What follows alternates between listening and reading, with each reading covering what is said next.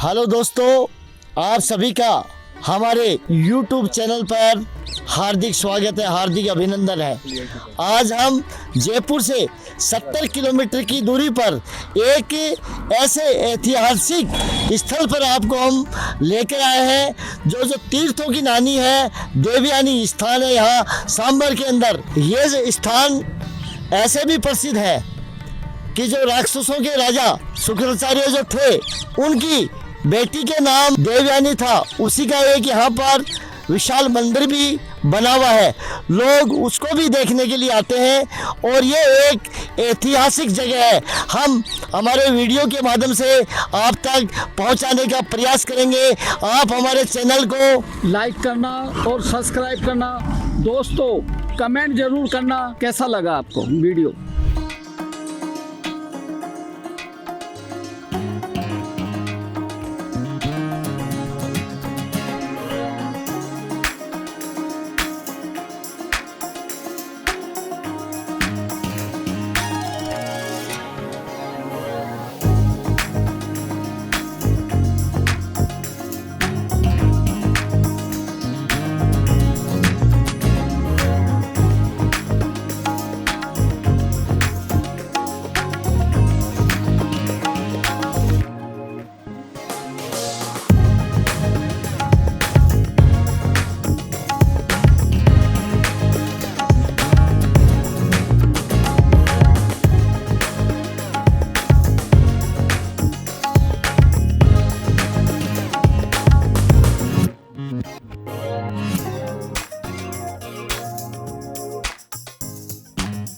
हम यहाँ पर देवयानी तीर्थ स्थान पे खड़े हैं और सरोवर के पास में खड़े हैं। कुछ दर्शनार्थी यहाँ पर स्नान करने के लिए आते रहते हैं। हम इनसे थोड़ी जानकारी ले रहे हैं। बताओ जी आप थोड़ा।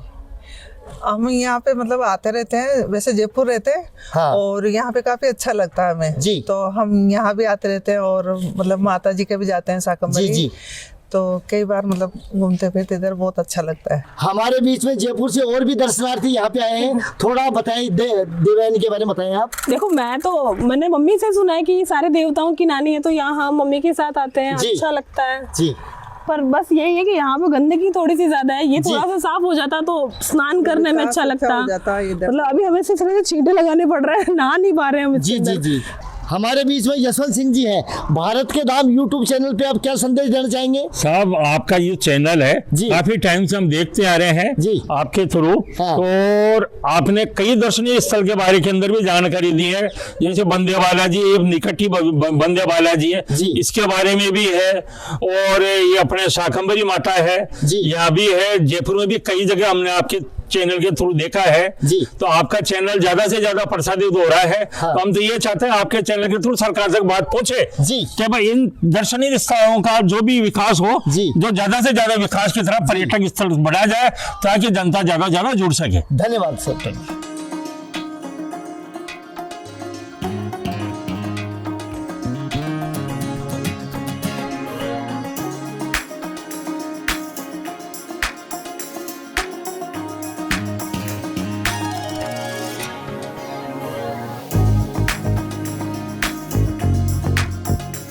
ऐतिहासिक स्थल देवयानी में हम यहाँ मौजूद है। कुछ दर्शनार्थी यहाँ पर दर्शन करने के लिए आए हैं। यहाँ से हम जानकारी ले रहे हैं। ये मंदिर 500 साल पुराना स्वयंभू मंदिर है जी। और यहाँ पे करीब 2000 आदमी जी सुबह से शाम तक जल चढ़ाते हैं जी। और जो भी लोग मन्नत मांगते हैं जी, उनकी भोले बाबा मन्नत पूरी करता है जी। आपका शुभ नाम? नाथूलाल गट्टानी। हाँ, सांबर लेक। धन्यवाद साहब। ये हम देवयानी में खड़े हैं। यहाँ शंकर भगवान का यहाँ प्राचीन मंदिर है और कुछ भगत लोग यहाँ पर दर्शन करने के लिए आए हैं। थोड़ी जानकारी बताया। देवयानी तीर्थ स्थल के चारों तरफ 21 मंदिर है जी। ये पांडवों के टाइम से यहाँ स्थापित की हुई है। यहाँ शिवालय जो बना हुआ है, ये जमीन से उत्पन्न शिवालय है जी। जमीन से उत्पन्न होकर ये प्रतिमा है जी, जिसको हम स्वयंभू प्रतिमा बोलते हैं जी। अखंड ज्योतियाँ जलती है। हजारों आदमी डेली सुबह शाम आते रहते हैं जी। वार्षिक फंक्शन जो होते हैं ना, वो बड़े बड़े होते हैं। सावन के महीने में यहाँ जगह नहीं मिलती थी, इसीलिए इसका निर्माण कार्य बड़ा किया जा रहा है जी। आपका शुभ नाम? मुन्ना लाल शर्मा। देवयानी जो ये तीर्थ स्थल है, थोड़ी जानकारी और ले रहे हैं, बताओ सब। ये एक बहुत ही पौराणिक स्थल है जी, और इसके उल्लेख विभिन्न पुराणों के अंदर भी आए हुए हैं जी। राक्षसों के गुरु शुक्राचार्य जी, उनकी पुत्री देवयानी जी और उनकी सखी शर्मिष्ठा जी, इन दोनों का जो प्रसंग है वो यहीं पर है। वही दोनों जल स्वरूप में यहाँ विराजमान हुई हैं जी, और इनका उल्लेख विभिन्न प्राचीन पुराणों के अंदर जी, सभी के अंदर इनका उल्लेख बराबर मिलता है हम लोगों को। और इसी के अंदर इस मंदिर की बहुत मान्यता है और उसी संदर्भ के अंदर इस मंदिर का जीर्णोद्धार हो रहा है जी। और ये प्राचीन मंदिर है और ये जलाशय बीच के अंदर विराजमान है। भगवान यहाँ विराजमान है। विभिन्न देवी देवताओं के मंदिर चारों तरफ, देवयानी के चारों तरफ विराजमान है। आपने सुना? अनिल गट्टानी।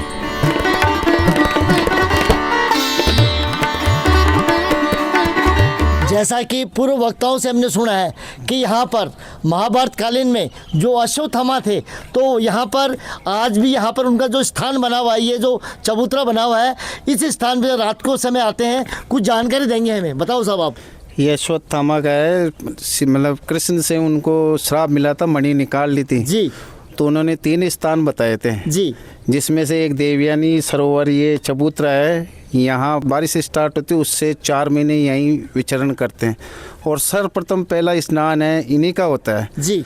तपस्वी जी के राम शरण दास जी थे जी, मदन मोहन जी, राम शरण दास जी जी, उनको दोनों संतों में से एक जने को ये अश्वत्थामा के दर्शन हुए स्नान करते वक्त। जी, जी।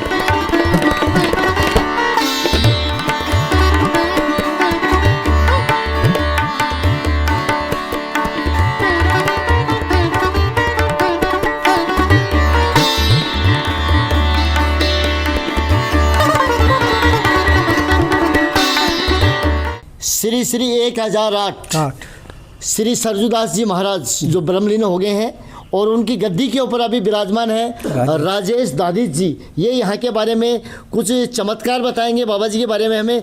और हमने सुना है कि महाराज श्री की जो लंबाई थी, इनके शरीर की लंबाई 7.5 फीट की थी। आप पूरा बताएं साहब। ये है संत सरजूदास जी थे जी, इनकी लंबाई 7.5 फुट थी जी।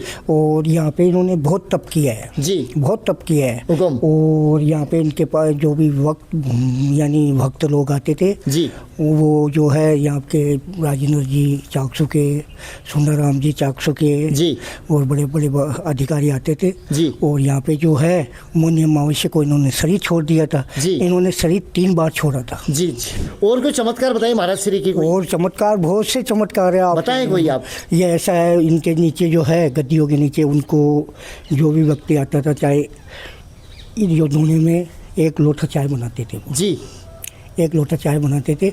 उस 1 लोटे के अंदर 1 लाख आदमी चाय पिया है। 1 लाख आदमी। एक आदमी चाय। जी, जी, जितने भी आए जी, वो 1 लोटे से ही, उसी में उसका उनका चमत्कार था। वो कोई भी रोग दोष जितने भी होते थे जी, वो चले जाते थे। जी। हमारे साथ में आशीष कुमार जी गर्ग जो कि सांबर से पार्षद हैं अभी, तो थोड़ा यहाँ आप देवयानी के बारे में बताएं साहब।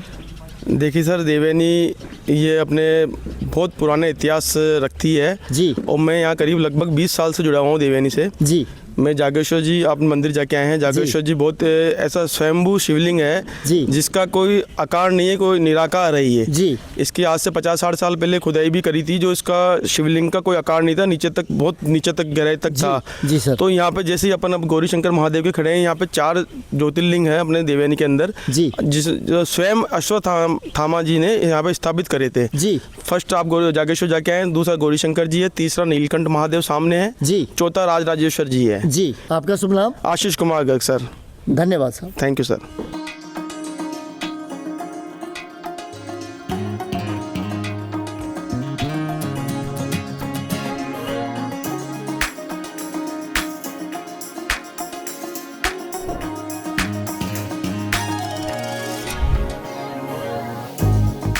आज हम यहाँ पर सांबर में देवयानी माता के मंदिर में यहाँ पर विराजमान है और वहाँ यहाँ के जो महंत हैं, तो ये हमें मंदिर के बारे में कुछ जानकारी दे रहे हैं। बताएं महाराज। देखो, ये क्या है कि राजा ययाति की पत्नी है, हाँ, शुक्राचार्य जी की पुत्री है जी, इंद्र की दोहिती है जी, जयंती इनकी माँ का नाम है जी, भगवान कृष्ण इनकी 16वीं पीढ़ी में थे जी, है ना जी महाराज। और इनके 2 पुत्र हुए, कुरु और यदु। देवयानी जी के देवयानी जी। 2 पुत्र हुए। कुरु से चला कुरुवंश जी। यदु से चला यादवंश। यदुवंश। हाँ। अब ये क्या है कि त्रेता की बातें हैं जी महाराज। ये बहुत लंबा है, अभी आपको बताऊंगा तो बहुत आपको हो जाएगा। श्री आप ये बताइए कितना प्राचीन है मंदिर? मंदिर तो बहुत प्राचीन है, जी, फिर कितना भी बताऊं, मैं तो 7वीं पीढ़ी चल रहा हूँ। अच्छा जी महाराज। 8वीं पीढ़ी चल रहा हूँ मैं तो, 7वीं नहीं 8वीं। जी महाराज। तो मैं तो बहुत क्या बताऊं, मैं तो बता नहीं सकता कितना पुराना है। आपका शुभ नाम? मेरा नाम योगेश है। धन्यवाद।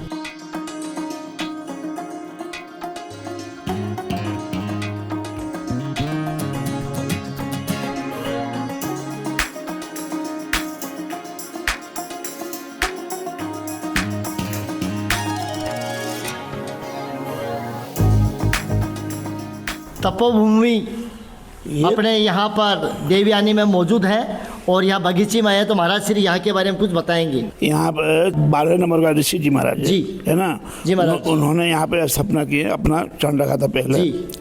उसके पहले 11 समाधियाँ हमारी थी पीछे जी छावनी की जी महाराज। 12वें में वो आए, 13वें में हमारे दादा गुरु आए मदन मोहन दास जी, जो इधर इस साइड में है जी महाराज। इन दोनों के पास में अद्भुत सिद्धियाँ थी जी। एक के पास में तो प्राणवायु की सिद्धि थी जी, और एक के पास में अन्नपूर्णा की सिद्धि थी जी महाराज, है ना।